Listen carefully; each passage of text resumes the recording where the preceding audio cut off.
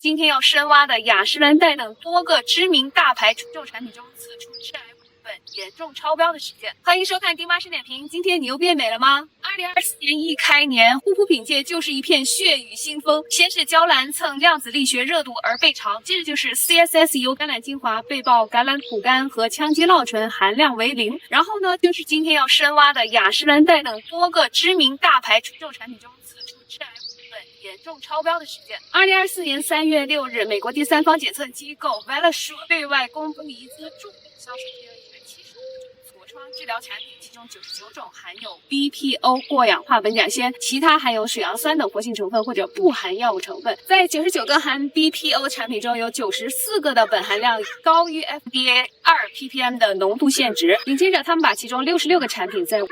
敷育18天，发现随着温度升高，苯的浓度急剧增加，有的产品苯含量居然超过了1600 ppm。我把这66个产品的具体数值放在周一的文字版了，大家可以自行查看有没有自己在用的产品。然后他们进一步发现，即使不打开盖子，苯仍然会从产品包装中泄露出来。他们把150毫升左右的某款产品放入一个128升密闭环境，分别模拟浴室环境，也就是40摄氏度，和夏日车厢环境，也就是70度进行了检测。根据40度培养箱的数据，假设浴室面积为6平米，放置16.7小时后，浴室中苯的浓度可达到1.5 ppb， 大约是美国环保保护局 EPA 计算的长期吸入苯增加癌症风险阈值的4倍。70度敷育16.7小时后，在528升的检测室中检测到2724 ppb 苯，相当于一辆小型汽车中大约508 ppb 苯的含量，是上述 EPA 癌症风险阈值的1270倍。不管是产品中的还是释放到环境中的苯，它并非来自原材料的污染，而是产品中 BPO 过氧化苯甲酰受热分解，经过一系列的反应释放出来的。长期以来，流行病学研究表明，苯与人类多种疾病相关。国际癌症研究机构根据苯导致急性骨髓性白血病的充分证据，将苯归类为1级致癌物。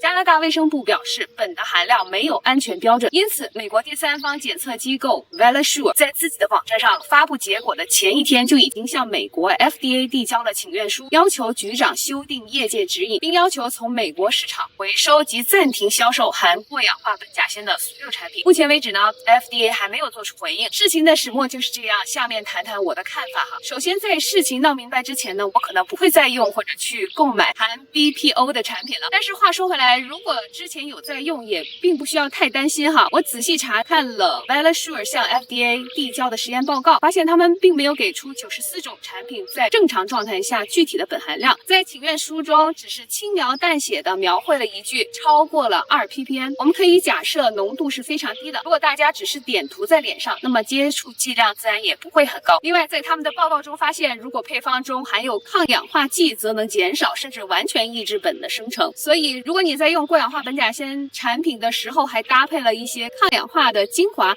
那么伤害就会更小一些。再有，关于报告中2个模拟环境中苯释放的测试手段呢，也是有点极端哈，因为我们完全不会像在实验中的那样，在浴室中连续洗16.7个小时的澡，普通人基本上10分钟就能洗完了。而根据他们的结果，10分钟的数据跟0分钟的其实也没有太大差别。但是话又说回来了，如果在烈日下把一支药膏落在了车上，并且被遗忘，天天带着它开车的话，确实还是挺危险的。讲到这里，其实事情呢还没有定论，这已经不是 Velasure 第一次向 FDA 递交请愿书了。2022年 FDA 曾经驳回过他们关于胃药致癌物的请愿书，理由是 FDA 认为 Velasure 的实验方法和实验仪器不够准确，提交的证据不足以证明致癌物超标的观点。不管这回 FDA 最终判定结果如何， Velasure 确实向大众提了一个醒，一定不要把护肤品或者是药品放在高温的环境，特别是含 BPO 这类不够稳定的成分的产品。 BPO 的主要功效是杀菌，你可以考虑同样可以杀菌的天然替代成分，比如茶树油、硫磺、百里香、牛至、木糖醇、辛酸等等，辅以能助长益生菌的益生元，比如菊粉、